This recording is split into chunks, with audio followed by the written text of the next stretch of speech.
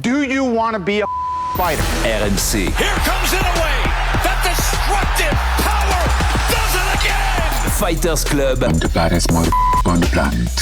Hey, je vous avais dit quoi? Alexandre Herbinet. I am the greatest.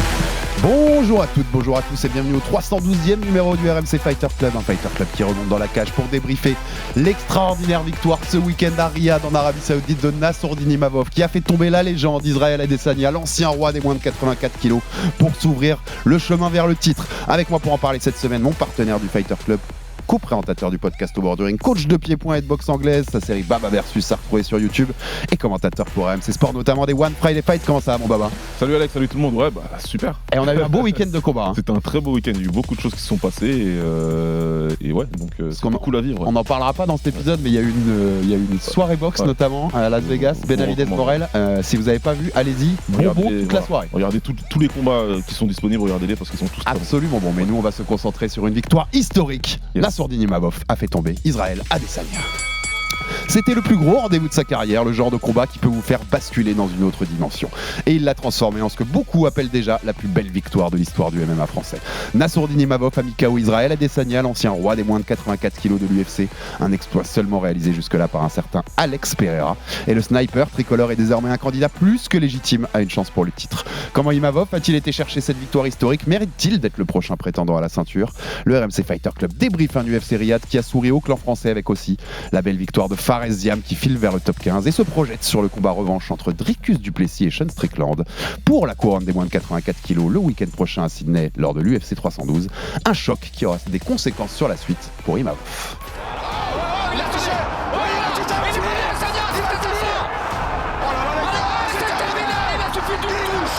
Il a suffi d'une touche à Nassour. Une touche.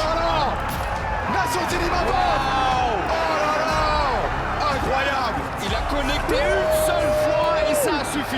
Il avait besoin de ça. En plus, on vous disait un finish impressionnant. Il a été dominé dans le premier round et dès le début du deuxième round, il y a ce démarrage exceptionnel. Waouh, quel chaos. Oh là là, c'est bon. Ladies and gentlemen, comes officially 30 seconds. Round number 2. Your winner by way of knockout, Nassourdine, the sniper, Imavov. Déjà, je vous ai promis une surprise. La surprise, elle est là. 2 top 5, 2 top 10, 2 finishes en seulement un an. Je pense que je mérite quand même la ceinture. Waouh, et là, il envoie un message. Il envoie un lourd message. Ah oui, il envoie un gros message. Je suis né pour ça. J'ai déjà eu des échecs dans ma vie, mais j'ai toujours pu rebondir. Et il l'a fait, Taylor. Il l'a fait. Il a fait le revoir. Plein menton. My name is Imavov. It's not Imamov, je sais pas quoi. Imavov. Et merci à Kylian Verov pour cette petite prod. Vu le nombre de... Tu sais, c'est notre baromètre, Baba. Hein, ouais. Quand on a un nombre de wow exponentiel de Taylor, c'est que la victoire était grande et belle. Et en effet, superbe victoire de Nassourdine Imavov. On vous avait fait la présentation la semaine dernière. Baba, on y croyait, mais la façon dont il l'a fait, la manière, on va y revenir, c'est un statement, comme on dit. C'est vraiment le point d'exclamation. Je rentre tout de suite dans le débat que j'avais dans la deuxième phrase de l'intro. Comme ça, on expédie ça, Baba. Ok. Plus grande victoire de l'histoire du MMA français? Je pense que oui. Après, on peut pinailler. Il y a eu des combattants qui ont eu des très belles victoires. Ouais, dans l'époque moderne, ensuite je te laisse me répondre complètement. Dans l'époque moderne, je peux mettre Gane contre Lewis. Ouais, voilà. Pour l'enjeu de la Il y a une ceinture intérimaire qui n'est jamais arrivé à quelqu'un d'autre en France pour l'instant. C'est une victoire peut-être la plus importante. Voilà, la plus importante en enjeu. Après, en qualité d'adversaire, de star et des qualités techniques même de l'adversaire, ça n'a rien à voir. Hein. Adesanya, c'est à des années-lumière de Lewis pour le coup. C'est ce qui est différent. Il y avait un enjeu supérieur dans le combat de Cyril Gane, parce que c'était pour la ceinture intérimaire, clairement. Il a été champion du UFC, Cyril. Même si c'est une ceinture intérim, il a été champion de l'UFC, c'est important. Sauf que là, on parle d'un mec qui a dominé sa catégorie, qui est une légende de l'UFC. Tu vois, donc tu peux pas en termes de... Et que tu as été mettre KO dans sa catégorie. Exactement. Ce que seul Alex Pereira avait fait. Tu vois, parce qu'on a aussi... Manon Fiorot a battu Rose Namajunas, mais c'était pas dans sa catégorie. Enfin, Namajunas montait pour la première fois en moins de 57. Là, c'est quand même une victoire. C'est une très très belle victoire, comme je disais. C'est une grosse victoire. C'est le genre de victoire où il était pas favori. Moi, je l'avais dit dans l'épisode de preview. J'espérais qu'il gagne et je trouvais il y avait des chemins pour gagner. On l'a expliqué dans tout l'épisode de preview. Mais ceci dit, il fallait que Nassourdine crée l'exploit. C'est pas pour rien qu'on utilisait ce terme.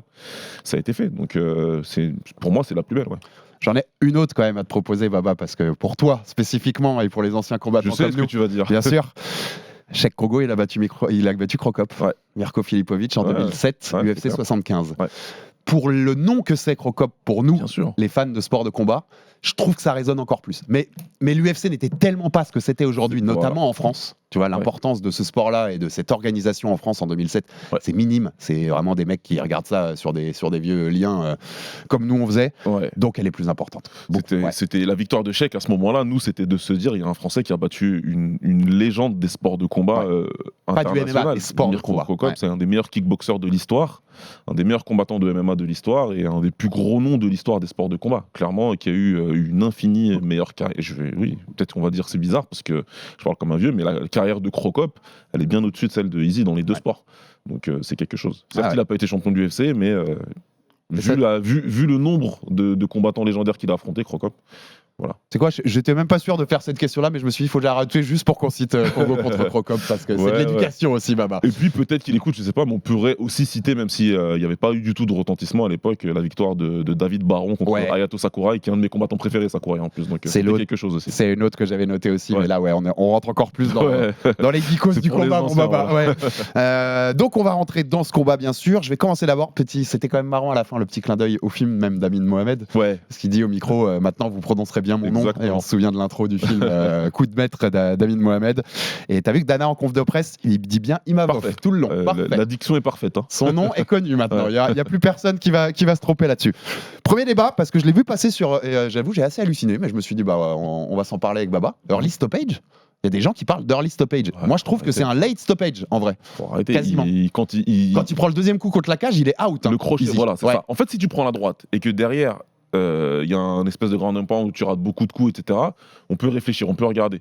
Le crochet du gauche qui prend et qui le fait vraiment tomber face contre terre, ça y est, je pense que l'arbitre il a déjà pris sa décision à ce moment-là, et pour moi, à juste titre, il laisse encore quand même quelques secondes au cas où, et c'est toujours, on en a parlé plein de fois, toi et moi, les histoires de tu te fais mettre KO, tu te fais réveiller par le coup d'après, c'est un peu ce qui s'est passé. Le crochet du gauche le remet KO, puis après il y a un peu de ground and pound qui le réveille, donc lui il se dit mais qu'est-ce qui se passe ? Mais sur le crochet, il est KO, il est clairement et nettement KO. Impossible qu'il puisse se défendre intelligemment, et Easy, il y a déjà des vidéos qui traînent où il regarde lui-même le combat. Tu n'entends pas parler d'early stoppage. Non. À ce moment-là. C'est pour ça que je voulais qu'on fasse une parenthèse vite fait, parce que ça me paraissait, quand j'ai vu passer ça, il y avait plusieurs personnes, et je me suis dit, mais attends, c'est hallucinant. Enfin, il y a aussi la prime, on sait, Easy, c'est beaucoup plus une star, donc t'as des gens qui ont c'est toujours dur, l'œil de l'amour, tu vois, et qui ont envie, qu'il gagne. Moi, le premier, le podcast Au bord du ring, la trinité, c'est Takeru, le kickboxer, Superbone, champion de kickboxing thaïlandais, et Adesanya. Et Adesanya est la photo de notre podcast. Je vois, on peut comprendre bien ce que sûr, tu dis. Ça me fait bizarre de voir ça, mais en même temps c'est Nassourdine Imavov, donc je suis super content. On parlait de cette fin de combat et de son passage au micro aussi, Baba. On ouvre une dernière parenthèse avant de rentrer dans la technique et ce qu'a fait Nassourdine contre Adesanya. J'étais presque quand même, s'il y a un point négatif sur cette soirée, il faut qu'il apprenne un minimum d'anglais. C'est pas du tout méchant ou quoi que ce soit. Non. Mais à un moment, au niveau où il arrive là, maintenant, ça va être ESPN, les interviews. Ça va être ce genre de choses, tu vois ce que je veux dire. Tu vas combattre pour le titre. Là, on passe dans une autre étape. C'est à un autre level. Et je pense que c'est important d'avoir le minimum, parce que ça fait partie aujourd'hui du job d'un champion de sport de combat. Pour devenir une star, plus aussi, tu dois pouvoir t'exprimer. Tu vois, quand il demande au public est-ce que je le mérite, mais qu'il le demande en français, c'est quand même difficile d'avoir une réaction. Alors, on n'est pas aux États-Unis, on est à Riyad. Mais tu vois il lui manque ça. Je vois ce que tu veux dire. C'est le seul point noir que je donnerais. Après, on va dérouler autre chose. Donc, non, c'est clair qu'après, voilà, c'est comme ça. C'est le monde d'aujourd'hui. C'est l'UFC. C'est une ligue américaine avec une majorité de fans américaines, même si on est beaucoup de Français à suivre. Il y a de plus que fortes chances que son prochain combat ce soit à Vegas, dans une très grosse soirée numérotée. Et peut-être pour un titre. Et si c'est pas pour un titre, ce sera un main event, c'est sûr et certain, tu vois. Vu qu'il fait que des main events, on a sourd d'ailleurs. C'est clair. Donc ce serait bien une petite phrase par cœur. Même tu l'apprends par cœur. Je veux dire, on en connaît qu'on fait ça. Tu apprends un message par cœur, tu le retiens, tu lâches que ça, et puis derrière tu continues en français. Mais petite vanne à l'attention de Bruno Suras, qui a appris sa phrase par cœur pour le Ring Magazine. C'était bien vu, Bruno. C'est pour ça que je le disais. On sait qu'il y en a plus d'un qui ont fait ça, tu vois. Mais ça fait partie du job, entre guillemets. Après, c'est rien. On passe au combat en lui-même. On va démarrer par le KO, Baba, parce que la séquence, elle est hyper intéressante. Il y en a enfin un qui a fait payer le changement de garde à Israël Adesanya. Ouais, il était temps. Vas-y, on démarre là-dessus. Donc on rappelle, sur le KO, Adesanya passe de gaucher à droitier sur le coup. Exact. Il a le pied droit en avant d'abord, puis il passe le pied gauche en avant, et à ce moment-là, Nassour explose et le touche plein fer. Ouais. Et donc c'est la séquence qui entraîne l'arrêt de l'arbitre 10 secondes plus tard. Tu vois ce que je voulais dire quand je disais il y en a enfin un qui le fait payer. Nicolas Hoth, sur Twitter, a dit, c'est quelque chose qu'on avait observé, qu'il prenait beaucoup de coups quand il changeait de garde si le mec explose en face, et il parle pas juste de DDP. Il a pas observé ça dans les derniers combats. Il parle d'Anderson Silva, et c'est vrai. Il parle de Blachowicz, il parle de Pereira, et donc aussi de DDP dans le combat d'avant. Ça fait longtemps que c'est un point sur lequel il est friable, Adesanya. Je peux lui parler aussi de pour atteindre le combat en kickboxing ou le KO. Je peux lui parler de Philippe Verlinden, je peux lui parler de Jason Wilnis. C'est quelque chose qui fait depuis des années et des années changer beaucoup. C'est un combattant qui change beaucoup de garde, avec succès pour certains de ses combats. Quand il arrive à le faire dans la bonne distance, ça lui permet de vraiment perturber son adversaire. Il a une très bonne jambe gauche, Izzy. Donc quand il passe en gaucher et qu'il envoie son middle, ça fait très mal. Je pense que même Nassour a été surpris de la vitesse. En tout cas, il en a parlé.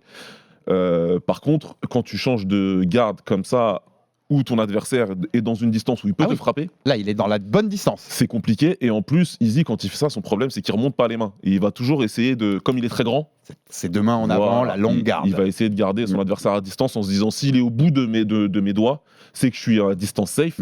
Sauf que il a sous-estimé la vitesse et l'explosivité de Nassourdine.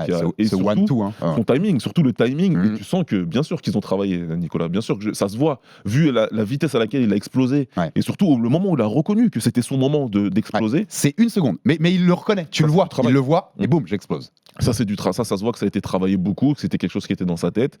Et ça a été exploité parfaitement. Et en plus, j'ai même envie de te dire, c'est que, au-delà du fait qu'il explose et que la droite, elle touche, quand tu regardes la séquence complète, tu vois qu'après la droite, Nassour, dans son réflexe, il pense à avoir sa rotative pour envoyer le crochet du gauche. Ça veut dire que quand il envoyait la droite, il n'attendait pas juste ça. Il attendait la réplique aussi, il attendait avec le bras arrière, la remise, pour pouvoir passer en dessous. Donc c'est vraiment quelque chose qui a été très bien drillé. Ouais, t'as raison, il attend aussi la remise. Il a ce timing-là pour le faire. Est-ce qu'il y a aussi un côté, moi j'ai quand même l'impression, et c'est pas du tout dénigrer cette victoire-là, du tout au contraire, j'ai l'impression qu'il a moins de réflexes qu'avant. Qu'il a une capacité de réaction easy qui est plus la même sur ce genre de séquence. Ouais, je vois ce que tu veux dire, et je pense que c'est peut-être vrai. Une impression, j'en sais rien. Non, je pense que c'est vrai, je pense que c'est autant vrai que les gars comme Nassour, ils ont réussi à combler le gap. Ouais, oui, tout à fait. Tu vois ce que je veux dire ? C'est aussi vrai, l'un est aussi vrai que l'autre. Non, mais en fait, ça va avec un point positif pour Nassour, c'est-à-dire, justement, maintenant qu'il a un tout petit temps de réaction un peu moindre, faut l'exploiter au maximum, ce truc-là, en fait. Et il l'a bien fait. Et en fait, ce qui se passe, c'est que ce gars-là, il a dominé pendant longtemps. C'est-à-dire que Nassour, il arrive à l'UFC, c'est qui le champion ? C'est Israël. Tu vois ce que je veux dire ? Tu t'entraînes pour ton prochain combat, mais ta cible, c'est le champion. Donc tu l'observes, tu regardes ce qu'il fait, tu veux... Il y a toute une pelletée de mecs qui se préparent pour Izzy depuis des années maintenant. Tu sais, on peut penser, parenthèse, mais c'est Manon Fiorot qui nous disait qu'il va affronter Shevchenko pour la ceinture. Dès qu'elle est rentrée à l'UFC, son but c'était Valentina Shevchenko. Tu regardes, c'est le standard. Izzy, c'est le standard des middleweight depuis 2019, 2018. Donc c'est important. Et je pense que autant Izzy, et on l'a dit, il a amorcé son déclin. Clairement, on l'a dit la semaine dernière. Autant les gars comme Nassourdine, les gars comme Dricus, les gars comme Sean et tous les autres, ils ont réussi à élever leur jeu. Ils ont réussi à élever leur gemme, à affûter le plus possible leurs réflexes, leur capacité de réaction, les temps morts, tout ce que fait que, avec un combattant comme Izzy Adesanya, il faut exploiter à la demi-seconde l'erreur qu'il va faire. T'as pas une seconde pour réagir, t'as une demi-seconde en fait. Et c'est ce que Nassourdine il a fait. C'est exactement le bon timing par rapport à ça pour le coup. Et autre point qui va dans le même sens, on l'a vu, l'inter-round de Nicolas Hoth avec tous ses conseils. Nouvelle fois, très bon boulot de Nicolas pour le coup, qui reste basique, mais exactement dans ce qu'il faut faire. Mais moi, c'est... Ton travail du bras avant, le jab, on va pas vous le dire, les amoureux des sports de combat, vous le savez, peu importe le sport de combat d'ailleurs, la jambe avant. Travail de feinte. Et moi, il y a une phrase, parce que c'est les phrases qui ont été le plus relevées dans cet interround. Moi, c'est pas la phrase qui m'a le plus marqué. Moi, il y a une phrase parce qu'elle rejoint ce qu'on se disait la semaine dernière beaucoup. Il dit, ouvrez les guillemets, il boxe pas mieux que toi. Exactement. Mais c'est juste que tu l'attends et tu le laisses construire. Et tu te rappelles ce qu'on a dit ? DDP et Strickland, ils ont ouvert un truc là-dessus. Tous les mecs, pendant des années, ils ont respecté Izzy parce que ce striking méritait d'être respecté. Mais t'as l'impression qu'ils osaient pas y aller. DDP et Strickland, on va lui marcher dessus et en fait, on va le faire lâcher. Et ils l'ont vu. Enfin, tu vois, vu la phrase de Nico, il l'avait vu aussi. Ouais. Et Nico, il sait très bien qu'en fait, Izzy, il faut lui rentrer dedans. Il faut lui rentrer dedans, il faut le forcer à déclencher quand il veut pas déclencher. Izzy, il est super fort quand il est en contrôle du combat, quand il peut avancer, quand il peut développer son arsenal offensif sans être inquiété par quelqu'un qui lui met la pression. Quand tu restes devant lui, quand tu restes à une certaine distance et que tu veux frapper, que tu veux montrer de l'agressivité, tu le forces à déclencher quand il veut pas. Déclencher des coups, déclencher des changements de garde, etc. Donc c'est ce que Nassour a fait parfaitement et c'est ce que Nicolas Haute aussi lui a rappelé. Il lui a rappelé que t'es pas là pour lui donner autant de respect. En fait, t'es là pour le descendre. T'es là pour et ça se voit en fait dans le premier round. Ouais. Parce qu'il y a une aura aussi. C'est un mec. Quoi qu'il arrive, quand t'es dans la cage, comme tu dis, Nassour, quand il arrive, c'est lui le champion, c'est le standard. Ouais, quand t'es dans la cage en face, on l'avait dit aussi à l'époque pour Gane contre Jones, c'est quand même des mecs, quand t'es dans la cage avec eux, forcément c'est autre chose en fait. Même dans ton mental, tu vois, oui, exactement. Dans la cage, il est plus grand, il est plus large, il est plus tout en fait. En fait, c'est ce que je me rappelle d'un face-off HBO entre Floyd Mayweather et Victor Ortiz, où même Victor Ortiz le reconnaît, tu vois, alors qu'il est venu un petit peu pour rentrer dans la tête de Floyd. Et quand Max Kellerman lui demande à Victor Ortiz, mais comment tu vas faire ? Parce qu'il y en a plein qui disent que je vais faire ça pour le battre, et au final, ils n'y arrivent pas. Et Floyd, il dit, quand t'es dedans, c'est différent. Tu peux parler avant, mais quand t'es dedans, c'est différent. Et Nassour, je pense que dans le premier round, oui, t'arrives face à un mec qui est vraiment préparé, pour le coup, comme on le soupçonnait d'ailleurs, qui s'est vraiment super bien préparé. Bien. Et on va revenir sur son premier round. Il était vraiment bien, il était bien dans son combat, il était rapide, il tapait sec, il changeait de garde, ça allait vite, Très etc. bonne défense de lutte. Donc, ouais, vraiment. Donc, c'est sûr que tu vas douter un petit peu, parce que c'est quand même un grand champion en face de toi. Mais moi, j'aime beaucoup la manière de coacher, comment le coin fonctionne en règle générale, et comment moi, ça me parle. Simple, efficace, t'as pas besoin de parler, t'as pas besoin de réciter des paragraphes. Non, simple, efficace. C'est des bullet points en fait. Le ton, c'est bête, hein, mais je trouve que le ton est apaisant. Il est, tu vois, il est dans le bon ton parfait pour le remettre dedans. Enfin, pour le coup, une nouvelle fois, masterclass de Nico. On parle du bullet points en fait, et je sais qu'il est dedans, Nicolas Haute. Et en fait, t'as déjà tout dit pendant la préparation. Pendant 10 semaines, t'as déjà tout dit. Donc c'est juste des phrases rappel. Ça. Faut que tu te mettes dedans, respecte-le moins, et vas-y. Et puis il a été tout de suite. D'ailleurs, tu vois, au lieu de juste de lui dire, tu l'attends trop, vas-y. Moi, j'adore qu'il utilise la phrase il boxe pas mieux que toi. Parce que tu vois, ça va avec ça. Faut te monter. Respecte-le pas, mec. Faut te monter. Respecte-le pas, tu peux le monter en l'air. Pour parler trivialement, tu vois. Non, mais c'est ça. Autant ton adversaire, il peut te rentrer dans la tête. Celui qui peut te plus rentrer dans la tête, c'est ton coach. Personne ne peut te rentrer autant dans la tête que ton coach. Personne. C'est ce qu'il a fait, en fait, Nicolas. Pour rester sur cette séquence du chaos, tu l'as vu passer. Je sais qu'on voit passer les mêmes choses sur les réseaux le week-end après les combats. Ouais. Il fait une pointane, easy. 30 secondes avant le chaos, l'arbitre veut arrêter plus ou moins pour un eye poke, enfin pour un soupçon d'eye poke de Imavov, et Izzy lui dit non, laisse tomber, on n'arrête pas. Avec le petit geste, un peu comme Poatan avait fait contre Jamal Ali à l'UFC 300. Tu crois ? En fait, ils sont tellement liés ces deux mecs-là que je me demande s'il l'a. Même inconsciemment, tu vois, c'est pas une reproduction un peu quand même. Il a pas voulu faire la même, quoi. Peut-être. Le résultat est pas le même. Ouais, voilà. En tout cas, pour moi, c'est à décorréler du chaos en lui-même. Ouais, totalement. C'est pour le clin d'œil, tu sais. C'est pour ça que je le cite à la fin. Non, c'est possible. Moi, ce que je peux relever par rapport à ça, c'est mon interprétation à moi, c'est que contre DDP aussi, c'est un petit peu, il a fait son petit truc de pointer le sol. Derrière, il se fait soumettre. Là, il fait son petit truc avec l'arbitre, il se fait mettre KO. Petite phase de déconcentration à ce niveau-là. Ouais, en fait, ça pardonne pas. Et moi, je suis content. Tu sais pourquoi ? Parce que ça veut dire que Imavov, c'est ce genre de gars. Tu te déconcentres une seconde contre Nassourdine, tu dors.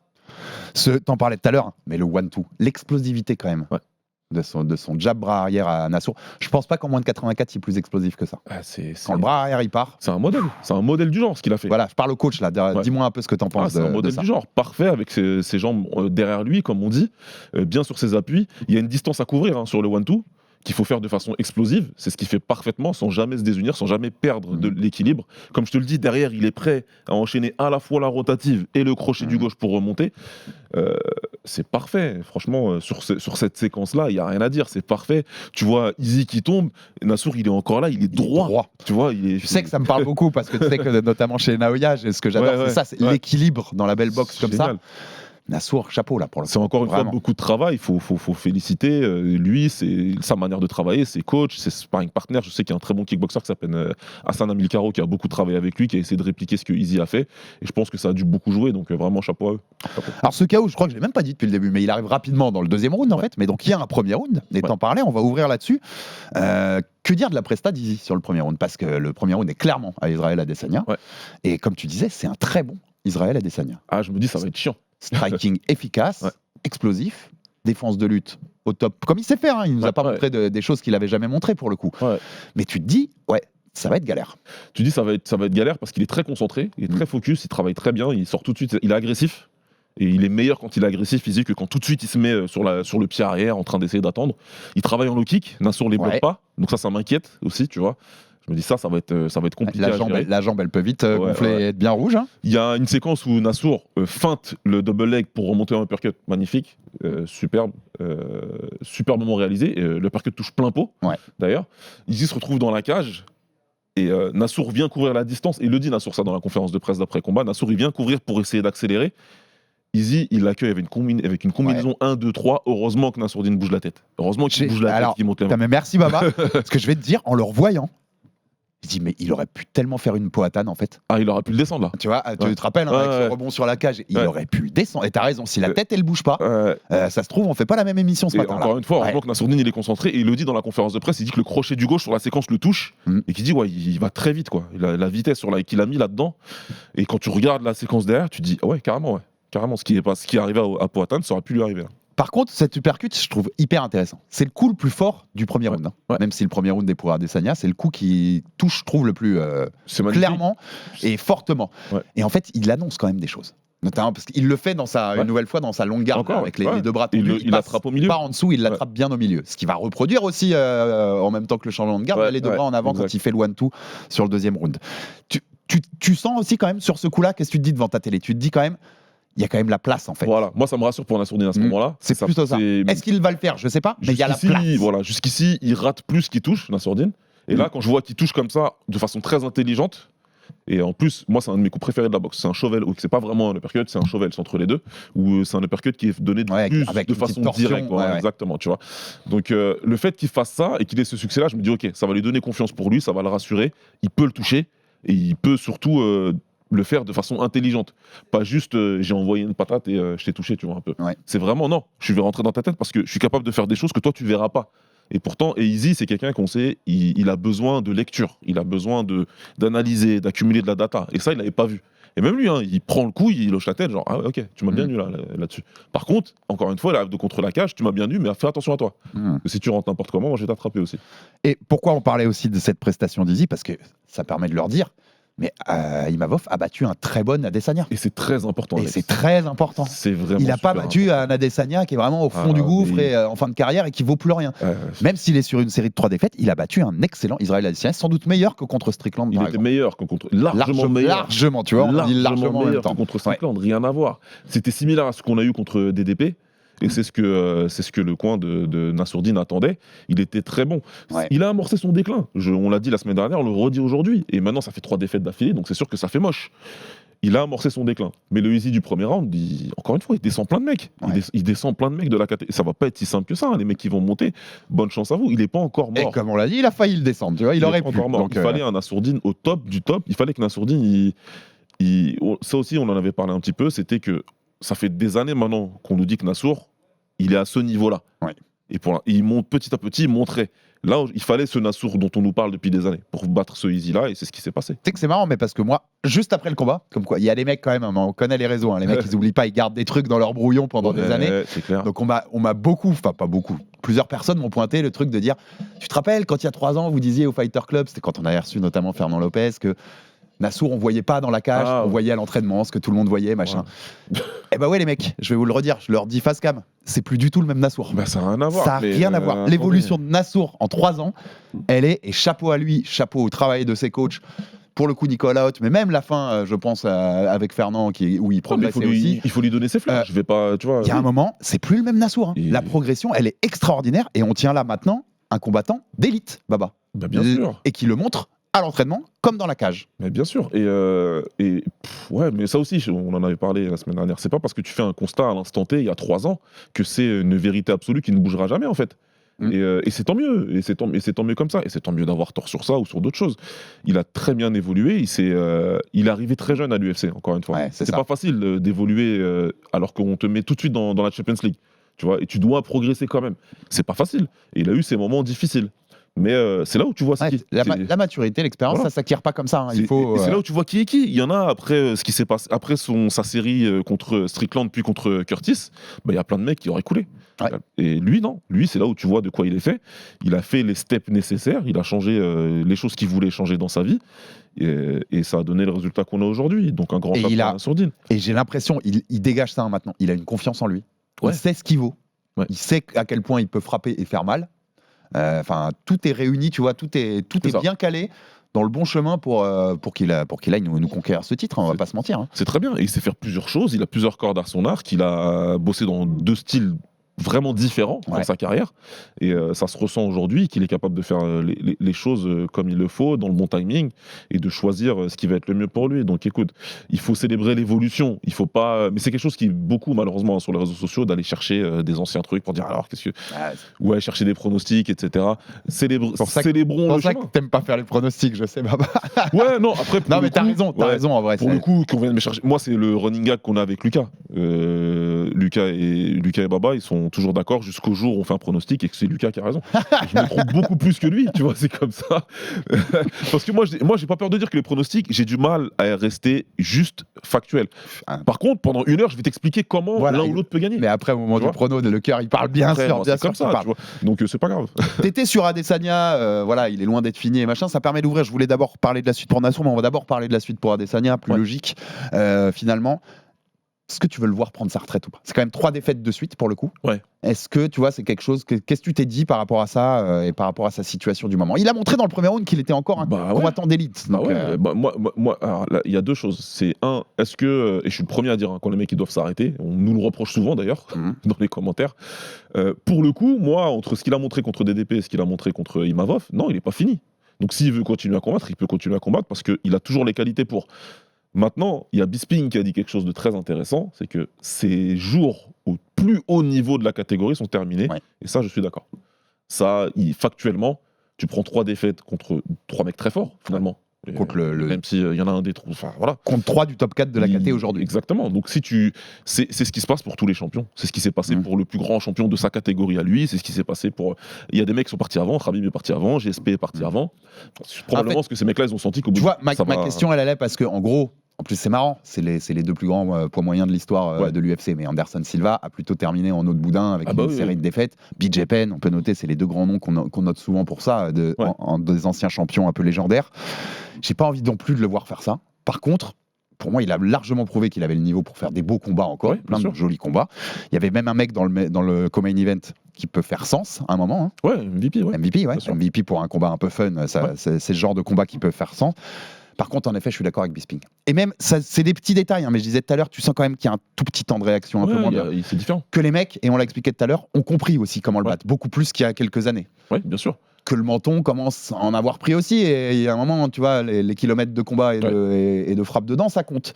Donc je pense plus que on soit sur l'élite. Par contre, et il l'a mérité. Hein. S'il veut faire encore 10 combats, force à lui. C'est du prize fighting. Il est très bien payé. Donc c'est à lui de voir. Maintenant, il y a peut-être des combats qui l'intéressent en tant que pour du showcase. Faire sa trilogie en MMA contre Poatan, par exemple, qui fera des chiffres astronomiques, quoi qu'il arrive. Et voilà, comme tu as dit, prendre un MVP, prendre des mecs comme ça et qui peuvent être intéressants pour lui. Donc, en tout cas, c'est pas comme d'autres où tu sens qu'il est complètement cuit et qu'il n'y a plus rien à faire. Non, il a largement encore le niveau pour combattre et largement encore des mecs du top 10. Maintenant, c'est clair que voilà, ce sera l'élite de l'élite. Si jamais Izzy récupérait sa ceinture dans 2 ans, en enchaînant 3 victoires d'affilée, je serais le premier surpris. Ouais, moi aussi, vraiment. Et t'as raison, pour le coup, je voudrais faire un autre épisode la semaine dernière, on l'a expliqué un peu plus en détail, mais Pereira, ça fera toujours sens. Hein. Bien sûr. Qu'il garde sa ceinture, qu'il la perde d'ailleurs, qu'il soit battu par Ankalaev ou autre. Ouais. Ça fera toujours sens de réunir ces 2 mecs-là dans la cage pour la trilogie et le 3e combat. Bien sûr que oui. Surtout en étant un partout. Et dernière question sur ça, sur Izzy, est-ce que tu penses qu'il doit changer des trucs dans son jeu, pour le coup ? C'est juste pas changer les choses, c'est... Là, c'est difficile à dire. Là, c'est difficile parce que pour moi, il fait les bonnes choses contre Imavov. Ouais, je suis d'accord. Tu fais une erreur qui est punie parce que en face de toi, c'est un mec qui est très très haut niveau. Mais j'avais beaucoup plus de choses à dire après Strickland et même après certaines victoires que là, non, là, pour moi, le Easy, je voulais qu'on retrouve le Easy. Il y a plein de fans de MMA qui n'ont pas connu le vrai Israël Adesanya, celui qui est agressif, qui avance sur son adversaire, qui travaille en combinaison. Easy, c'est un combattant qui est devenu slick, entre guillemets, parce que la catégorie des poids moyens lui permettait. En fait, je t'ai posé cette question parce qu'il y a un point sur lequel je suis pas inquiet ou quoi que ce soit, mais je me dis quand même que c'est un truc qui doit vraiment intellectualiser pour le coup. Ouais. Quand il est contre la cage, oui. Maintenant, il sort plus. Ouais, en fait. Tu vois, quand il a pris plusieurs coups forts, il sort plus. Avant, il sortait Easy. Est-ce que les mecs le respectaient trop ou est-ce que c'est quelle part ont ces deux choses-là, je ne sais pas. En fait, il avait eu ce problème-là en début de carrière à l'UFC, notamment contre Gastelum, et c'est pour ça que tout le monde avait peur pour lui contre Whittaker. Sauf qu'il avait corrigé le problème et de façon très très efficace. Là où il a été le meilleur, c'est probablement contre Paulo Costa, où vraiment à chaque fois qu'il arrivait contre la cage, déplacement latéral, il frappait, etc. Il contrait, donc c'était parfait. Maintenant, comme tu l'as dit, quand tu commences ton déclin, ta tête elle va te dire de faire un truc et ton corps il va le faire moins vite. Tu vois, comme c'est du haut niveau et de l'élite, le déclin il est, tu vois, c'est pas à pas, c'est des petits trucs, mais qui parfois changent la donne en fait. Ça suffit juste pour ça. Mais maintenant, ouais, encore une fois, pour répondre à ta question, pour moi, il était pas mal du tout là. Il était pas mal du tout et voilà, c'est juste Nassourdine qui l'a attrapé. Ouais, Nassourdine qui était plus fort, tout simplement. Et on ouvre sur Nassourdine et la suite, bien sûr. Donc la semaine prochaine, UFC 312, ce sera à suivre sur RMC Sport comme d'habitude le week-end prochain depuis Sydney dans la nuit de samedi à dimanche, avec 7 revanches Dricus du Plessis contre Sean Strickland pour la ceinture. Derrière, on le sait, Dana White avait dit que c'était Khamzat Chimaev qui sort de sa soumission lunaire contre Robert Whittaker. Il lui a promis le title shot. Il a dit dans la conférence de presse que ça allait s'arranger pour le fait que Khamzat puisse voyager aux États-Unis. Dans sa formule, quand même, j'ai pas compris un truc genre c'est 100% sûr et c'est fait. Ouais, j'ai compris c'est bon, ça va bien se passer, il va pouvoir. Bon, tant que je le vois pas, tu vois ce que je veux dire. On verra ce qui se passe. On sait que c'est son ami à la tête de l'État maintenant, mais il faudra quand même qu'on le voit. Exactement. Puis je pense pas que ce soit sa priorité pour le coup de faire rentrer Chimaev. Il y a d'autres trucs à gérer d'abord. En gros, je vais être clair. Qui le mérite plus, Whittaker ou Imavov, à tes yeux? Whittaker dans le top 15 actuel. Excuse-moi, Chimaev. Chimaev ou Imavov. Dans le top 15 actuel des moins de 84 kilos, Chimaev, il a battu un seul mec, c'est pour ça que je me suis planté. C'est Whittaker. Oui, il a battu un welterweight. Nassour, il en a 4, dont 2 top 5. Il n'y a pas photo pour moi. Il y a même pas débat en fait.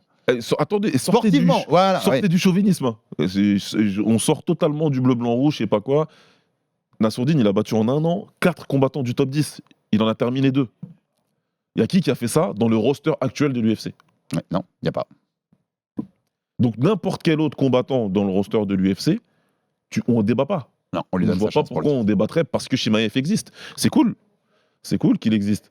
Mais prends Strickland. En fait, là, on est sur un truc quand même, et c'est intéressant le débat qu'on ouvre avec ça.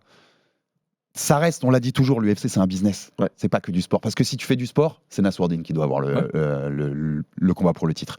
Mais dans le business, où la popularité, la starification joue, Khamzat, c'est dur de passer à côté. Non, c'est si tu peux le faire combattre, tu vois, si le prochain, ça peut être lui, n'importe où, que ce soit aux États-Unis, au Moyen-Orient, où tu veux, c'est dur. Après la perf qu'il a fait là, c'est dur. C'est le problème. Chimaev, c'est dans l'imaginaire collectif, c'est une superstar. C'est comme ça. Nassourdine, ce n'est pas une superstar. Et il arrive là au statut de star maintenant. Tu mets KO Adesanya, tu deviens une star. Il ne faut pas se tromper. Oui, bien sûr. Ça, c'est clair et net. La vision qu'ont beaucoup de gens, notamment sur le public américain de Imavov, elle a beaucoup changé ce week-end. C'est fini. Tous les commentaires, les messages sont positifs. Encore vendredi, il y avait un trade bidon pour nous expliquer que les victoires de Nassourdine, elles sont quand même très discutables. Ouais, c'est ça. Aujourd'hui, le même mec qui a fait ce trade, il te dit que non, s'il n'a pas le titre, c'est un scandale. Donc, ils ont bien retourné leur veste et c'est tant mieux comme ça. Mais Chimaev, c'est une star. Ça fait longtemps que tout le monde veut le voir avec une ceinture autour de sa taille. Et ça va être très difficile à battre, malheureusement. En vrai, Baba, tu le dis souvent ici dans cette émission-là, il y a un côté bête légendaire chez Chimaev. Ouais. Tu vois, et c'est comme ça, dans l'histoire des sports de combat, t'en as, et ces mecs-là, ils sont incontournables en fait. Tu les fais passer devant parce qu'il y a une mystique, il y a une aura, t'as envie de les voir combattre plus que les autres. Et ça s'explique même pas en fait en vrai, mais il fait partie de cette caste-là, Chimaev, je trouve. C'est pour ça que, c'est sportivement parlant, comme on le dit, il n'y a même pas de débat. C'est Nassourdine qui est censé combattre pour le titre. Maintenant, il y a de fortes probabilités que ce soit Chimaev qui reste sur leur idée de base, malgré ce qu'a fait Nassourdine. Maintenant, il y a un monde où DDP garde sa ceinture. Donc ça veut dire qu'il battrait Strickland. Et je pense que ce serait Je pense que ça intéresserait quand même Nassourdine de faire Strickland. de faire Strickland. De toute façon, voilà, ouvrons la suite. On imagine que Chimaev a le prochain title shot après celui de la semaine prochaine. Faut bien. Nassour, en plus, on le connaît. Il nous avait expliqué, même Nico nous avait expliqué aussi, cette idée de rester actif, surtout dans cette KT. Donc, je pense pas qu'il attendra, en effet. Non. Strickland, par exemple, en main event à Paris. Ouais. Ça s'écrit tout seul, en vrai. Si Strickland a battu, si DDP a battu Strickland. Moi, j'y ai pensé. Le seul obstacle que je vois à ça, c'est le fait que Nassourdine devrait attendre 9 mois pour combattre. 8 mois, quoi. Et c'est pas quelque chose qu'il a fait ces derniers temps. Je suis pas sûr qu'il en ait envie. Pas en main event à Paris, mais. Voilà. Maintenant, c'est est-ce qu'on le fait plus tôt sur une belle carte, International Fight Week, tu vois, début juillet. Ça me ferait chier. Écoute, Strickland, avec tous ses propos récents et tout ce qui compose notre société et principalement en MMA, Nassourdine contre Strickland en France. À Paris, c'est incroyable. Même moi, Alex, je vais pas en plateau. Même moi, je vais dans le public. Je veux donner de la voix. Tu veux lui faire comprendre. Je veux lui faire comprendre aussi. Tu vois, mais t'as raison. Ça se vend tellement tout seul. Et en effet, le public serait tellement impliqué dans ce combat-là. Incroyable. Ce serait une dinguerie. Maintenant, très franchement, on ressort de ça. Le timing, il est compliqué pour ça. Si Strickland, à l'inverse, bat DDP samedi. Est-ce que le storytelling de Strickland-Nassourdine fait pas que tu fais passer Nassourdine devant Chimaev, en fait? Parce que le storytelling s'écrit tout seul. Après, il faut mettre un bémol là-dessus. C'est-à-dire que ce storytelling nous parle beaucoup à nous en France. Oui, voilà. Je suis pas sûr qu'aux États-Unis, le bif Imavov-Strickland, ça fasse beaucoup réagir beaucoup de gens. Je suis pas sûr qu'il ait beaucoup pris, sachant qu'il a très mal parlé à Chimaev il y a pas longtemps. En plus, en utilisant encore une fois de la rhétorique raciste. Donc, oui, je pense que le bif là, il existe déjà aussi avec Chimaev et que ça se ferait tout seul. Donc forcément, ce serait compliqué. Il y en a qui parlent de faire un Strickland Chimaev en Arabie Saoudite. Non, mais je sais pas s'il y aura. Moi, je trouve ça délirant. Avec tout ce qu'il a dit Strickland, notamment encore il y a 4 jours à Belal. Enfin, je vais pas répéter ses paroles parce que ça mérite pas d'être répété.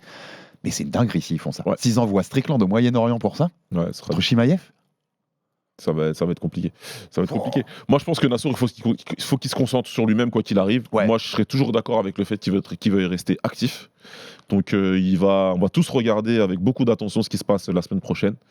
Et en vrai, quand tu réfléchis bien, il est gagnant dans l'histoire. Là, Nassourdine, ce qu'il a en face de lui, si c'est pas la ceinture juste après, c'est dommage. C'est sa grosse rivalité. Mais je vois pas comment il accéderait pas à une revanche très intéressante pour lui. Bien sûr. Pour nous. Et on connaît ses paroles. Elles l'intéressent sans doute pas autant que la ceinture, mais on n'est pas loin. On n'est pas loin du tout. Aller se faire Strickland sur 5 autres. Et moi, je l'ai dit ici plusieurs fois et je le répéterai encore. DDP comme Strickland, je vois bien Nassour. Sur les deux cas, d'ailleurs. Non, mais je pense que c'est pas gagné du tout. C'est des gros combats à faire. Difficile. Mais un Strickland avec un vrai camp et dans leur KT et un DDP pareil bien préparé. Il a les qualités. Il a les qualités pour les battre. Et pour finir sur ça, Baba, on a DDP Strickland la semaine prochaine. D'ailleurs, Imavov a fini Adesanya au 2e round. Chimaev a fini Whittaker au 2e round, qui étaient les deux grands poids moyens pendant des années post-Anderson Silva. Et résultat, le mec qui a le title shot, c'est Strickland, qui a fait 150 types contre Costa. Contre Paolo Costa. Je sais que c'était le timing fait que c'était comme ça et machin, mais tu vois, Imavov et Chimaev méritent plus que Strickland. Ouais, ça on est d'accord. Tu vois, on est sur leur dernière perf, c'est évident. Et en fait, moi j'allais te conclure là-dessus, Baba. Le combat qui me fait le plus envie dans cette catégorie, et je sais qu'ils ont dit qu'ils s'affronteraient que pour le titre, si jamais ils doivent le faire, c'est pas DDP Strickland, c'est Chimaev Imavov. Bah ouais. C'est celui-là le combat le plus qu'on a le plus envie de voir en termes de qualité de combat dans cette catégorie, non ? Ouais, bien sûr. Là, on est sur deux combattants sensiblement du même âge en plus, qui montent, qui ont fait 2 perfs exceptionnels contre les 2 anciens champions de la KT, ce qui arrivait avant, Strickland et DDP l'ont fait aussi, tu vois. Mais là, on est sur 2 perfs exceptionnels, vraiment, qui ont vraiment collé à la rétine, qui sont récentes. Et c'est les 2 combattants qui te montrent... alors, tu as le champion et son challenger qui s'affrontent la semaine prochaine, qui sont là où il est, pas pour rien. Non, ils ont marqué des victoires, ils ont battu les champions, etc. Maintenant, c'est vrai que esthétiquement parlant, entre guillemets, techniquement parlant, etc., si tu regardes ce que c'est le MMA et l'opposition de style que ça nous donnerait entre Chimaev et Imavov, c'est le combat le plus excitant. Ah ouais.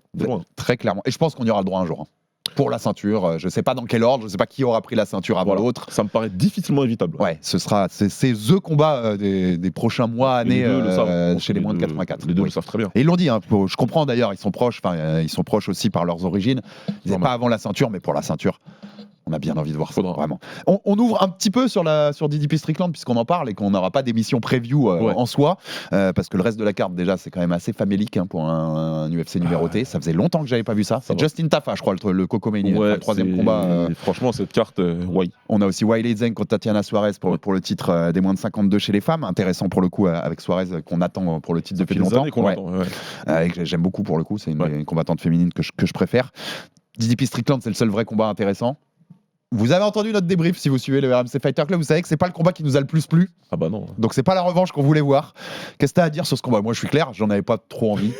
C'est techniquement assez pauvre, c'est marrant, c'est très marrant, on s'amuse devant. Enfin voilà, il y a un côté fun. Mais waouh, c'est quand même pas toujours simple techniquement parlant. Qu'est-ce que tu as envie de dire de ce combat ? Comment tu vois la revanche ? Est-ce que tu vois un combat différent de ce qu'on a vu sur le premier ? Non, pour moi, ça va être un combat sensiblement similaire. Je pense que juste DDP, il arrive avec plus de confiance que la première fois. Beaucoup plus. Ouais. Il a terminé à Adesanya. Voilà, je pense même qu'il est meilleur que sur le premier combat, DDP. Strickland, ses dernières prestations, c'est l'inverse de ce qu'il parle. Il parle, lui, de faire la guerre, machin, etc. Et puis après, il fait jab et type. Donc, parenthèse, c'est trop marrant, mais j'ai pas encore écouté, mais je l'ai mis de côté. J'ai vu passer sur les réseaux un extrait d'une interview de Strickland avec Okamoto, d'ESPN. Et j'ai pas encore entendu la réponse, mais il lui pose la question. Il lui dit comment t'expliques que tu nous annonces des trucs de fou et qu'on voit des combats chiants. Mais j'ai pas entendu sa réponse encore. J'ai pas eu le temps avant de venir en studio. C'est même surprenant qu'il lui pose la question, mais ok, très bien. C'est bien, j'ai écouté. Et voilà, allez l'écouter sur les réseaux, vous aurez sa réponse. Parce que voilà, c'est ça. Donc non, je m'attends à un combat engagé quand même, parce que leur style malgré tout fait que c'est engagé, même si Strickland c'est beaucoup de jab, beaucoup de tips, c'est quelqu'un qui recule pas, donc de toute façon il avance et il essaye quand même de venir toucher, donc ça va être un combat comme ça, assez étrange, mais je pense que DDP cette fois-ci va être plus intelligent entre guillemets. Je pense qu'il va chercher la lutte, il va chercher le grappe et il va réussir, et je le vois même soumettre Strickland. Ouais, moi je le vois soumettre aussi. Une nouvelle fois, on le rappelait l'autre fois, c'est bon, on a arrêté de... On a arrêté de dire que DDP, il nous surprend tellement à chaque fois, il fait tellement ce qu'il annonce. Moi, je parie plus contre de. Moi, je veux dire aujourd'hui, je parie plus contre lui. C'est le meilleur combattant de la catégorie actuellement, avec ses armes. Oui, avec ce qu'il est capable de faire. Est-ce que je pense qu'Imavov peut le battre ? Ou Chimaev, oui, mais actuellement, c'est le champion et c'est le meilleur combattant de la KT, il l'a montré. Ouais, bien sûr. Et il mérite son titre et il mérite. Et je suis assez d'accord avec toi, je pense qu'il va le garder. Ouais. Et que ça va nous ouvrir donc plus sur un DDP Chimaev puis Strickland Adesanya, ce qui fait sens en fait dans les deux cas. Un truc à rajouter sur ce combat ou pas ? Je t'ai fait on a fait dans la preview très rapide. Ouais, non, j'ai rien à rajouter. Je vais pas mentir, c'est pas un combat qui m'intéresse du tout. Je vais pas veiller pour cette carte, très clairement. Je suis en plateau jusqu'à 7h du matin. Force à toi. Mais pour le reste, non, voilà, c'est moi ce qui m'intéresse, c'est ce qui juste après. Dès que le combat sera terminé, c'est ça qui m'intéresse. Ouais, et même, je vais te dire, les entendre au micro. Voilà. Celui qui va gagner, qu'est-ce qu'il en dit de tout ça ? Parce qu'on sera juste une semaine après Imavov Adesanya, c'est tout frais dans leur esprit. Qu'est-ce qu'ils vont dire au micro dans la cage ? Qu'est-ce qu'ils vont dire en conf ? Voilà. Qu'est-ce que Dana dira en conf après avoir vu ces perfs-là ? Exactement. Très intéressant, le post-event. Voilà. Du déroulé de ce combat dépend l'image des middleweight derrière. Ouais. Et ce qu'on va faire pour la suite. En tout cas, on l'avait dit, c'est quand même une KT qui bouge beaucoup. Ouais, ça bouge beaucoup. Il y a des choses, il y a un vrai renouvellement de génération dans celle-là. Contrairement au moins de 70, on en a parlé l'autre jour. Oui, rien à voir. Le top 5 aujourd'hui, c'est le top 5 des nouveaux, quoi. Enfin, tu vois, ils ont pris la place de toute la génération. Whittaker, Adesanya, Romero. Sachant que même si Imavov l'a écarté, il y a Brendan Allen qui est toujours là, il y a Caio Borralho, il y a du monde. Il y a du monde qui arrive. On sait qu'ils ont toujours leur bonical qui est en attente. Enfin, tu vois, il y a quand même des choses à faire dans cette KT et elle est très intéressante et on espère que Nassour va aller. Il sera champion. Je termine là-dessus et on passe à Fares. Il sera champion dans l'avenir. Ah, mais moi je reste sur ce que tu m'as demandé en 2024. Qu'est-ce que je veux pour 2025 ? 2 champions français de l'UFC. On est très proche là. Ouais, on est très très proche. Donc moi j'y crois. C'est dingue. Si c'est en 2025 ça arrive 2.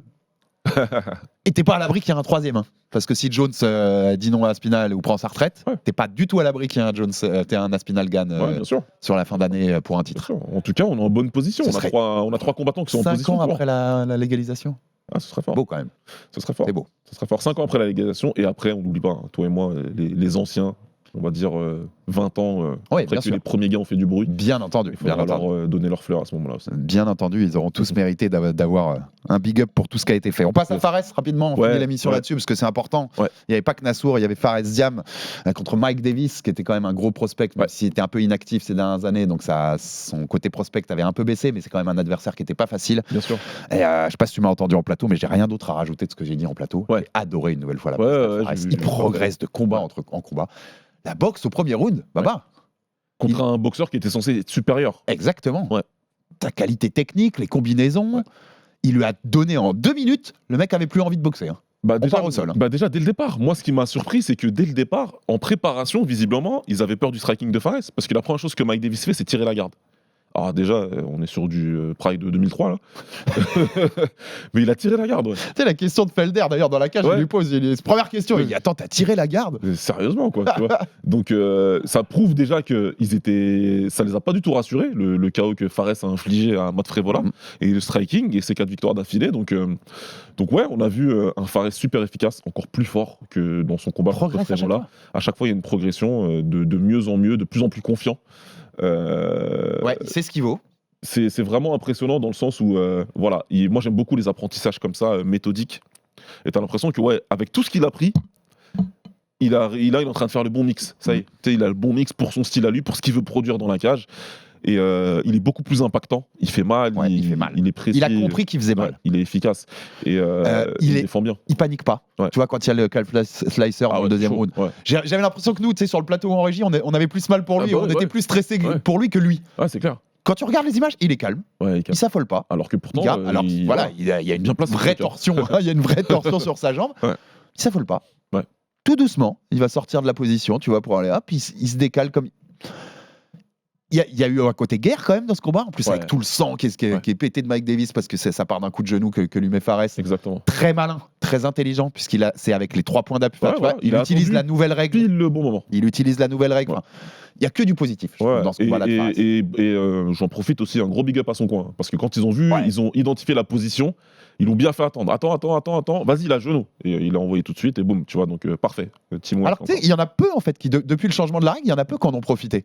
Ils osent tu sens que c'est pas très clair, ils osent pas, ils se disent attends, est-ce que je vais me planter en le faisant maintenant ? Puis l'autre, il va poser la main pile au même moment et il va me faire avoir, tu vois. Donc il a bien attendu, il a vu qu'il avait du contrôle, il a envoyé le genou.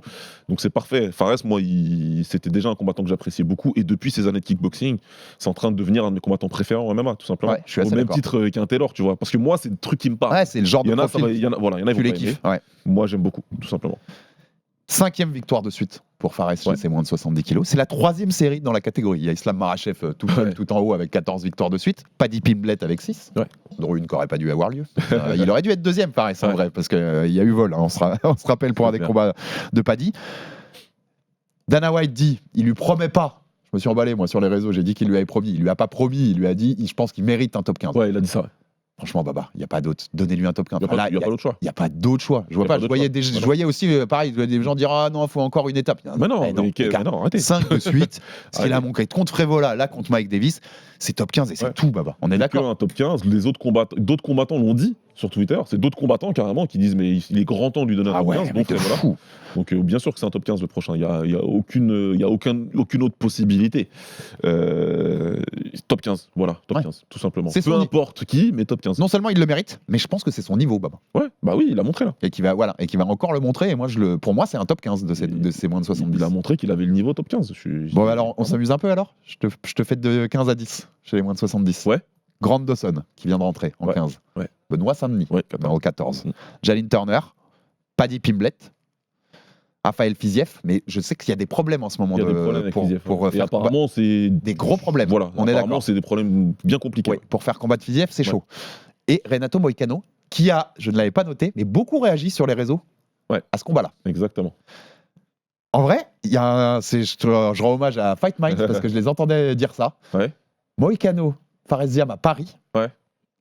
Tu vois, l'effet revanche de Moicano qui est venu battre Benoît.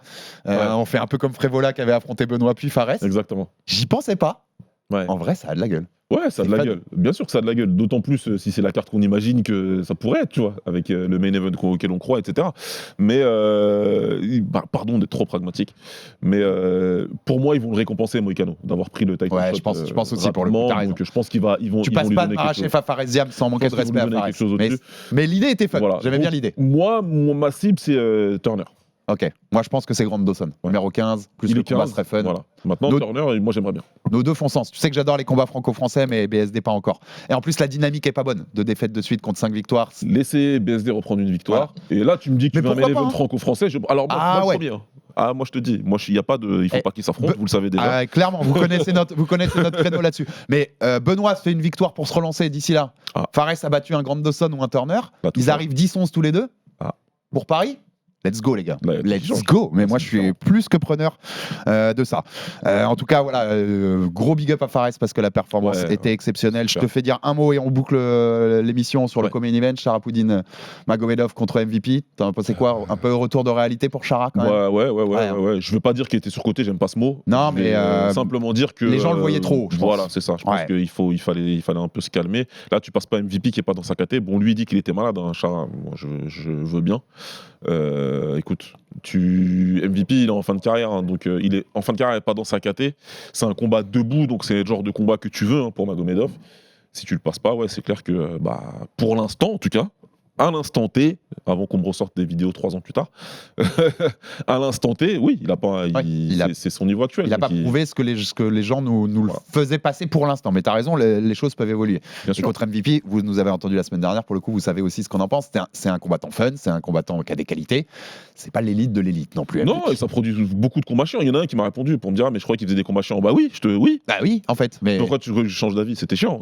Après, si toi t'as aimé, force à toi. J'ai vu la personne qui a répondu ça et j'ai dit, en vrai, là, devant ce combat-là, vous vous êtes amusé? Si t'as bien aimé, force à toi. Vraiment, je suis pas en train de. Non, mais c'est exactement. Chacun son avis. Chacun son avis. T'as la photo de profil et tout. Mais... Non, mais après les mecs, juste avant, il y avait eu Pavlovich, Rosenstruck. Donc forcément, forcément, ça paraît fun. Voilà. Quelle tristesse quand même. C'est top 10 poids lourd dans le monde, les deux. C'est quand même très très dur ce Pavlovich, Rosenstruck. Toi et moi, pendant la soirée. Le niveau technique, le niveau d'engagement, c'est lunaire tellement c'est pas bon. Vraiment. Il y a un moment, il faut appeler un chat un chat. C'était très mauvais. Et Pavlovich, c'est là que tu vois, juste avec une patate et sans technique, il a pu monter numéro 1 des lourds et il était l'épouvantail que tout le monde pensait qu'il pouvait toucher tout le monde. Cette catégorie, c'est quand même un délire. C'est quand même un truc spécial. Et je répète ce que j'ai dit en plateau, il n'y a que 3 poids lourds d'élite. Peut-être 4 si tu mets Volkov. C'est tout. Jones, Aspinall, Gann. Tu peux rajouter Volkov. Le reste pour l'instant, c'est maximum. Le reste, c'est autre chose. Merci mon baba pour ce débrief exceptionnel. Je vous invite une nouvelle fois pour le coup, si vous l'avez pas vu, on n'a pas pu en parler. Allez voir la soirée Benavidez Morel en boxe. Regardez les combats. C'était extraordinaire ce week-end. Cruz Fierro, combat de l'année, tu peux déjà fermer. Exactement, Cruz Fierro incroyable, même Fulton Figueroa c'était très bon. Il y a à boire et à manger dans cette soirée. N'hésitez pas si vous êtes amoureux de boxe. Vous savez qu'on reviendra très vite parce que Benavidez, on en reparlera sans doute dans l'épisode sur Beterbiev Bivol 2 qui arrive ce mois-ci, qui est le gros rendez-vous pour la boxe. Merci beaucoup mon baba pour ce débrief. Abonnez-vous sur toutes les plateformes pour rater aucun épisode du RMC Fighter Club. Envoyez-nous de la force, des commentaires, des pouces bleus, ça fait toujours avancer le bousin. Et à très vite pour un nouveau Fighter Club. Salut mon baba. Ciao à tous. RMC Fighters Club.